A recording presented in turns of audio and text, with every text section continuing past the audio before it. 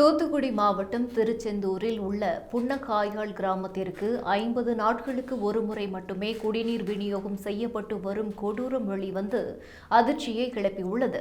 தாமிரபரணி ஆறு கடலுடன் கலக்கும் இடத்தில் அமைந்துள்ள புன்னக்காயல் கிராமத்தில் 15,000க்கும் மேற்பட்ட மக்கள் வாழ்ந்து வருகின்றனர்.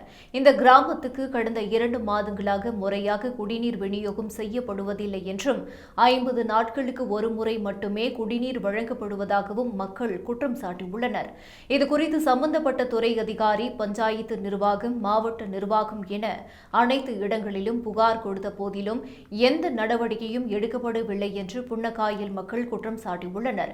குடிநீர் இல்லாமல் பலரும் உடல்நல பாதிப்பு மற்றும் பல சிரமத்துக்கு ஆளானதால் ஆத்திரமடைந்த 1000க்கும் மேற்பட்ட பெண்கள் அவர்களது கணவர் மற்றும் குழந்தைகளுடன் இன்று போராட்டம் நடத்தினர்.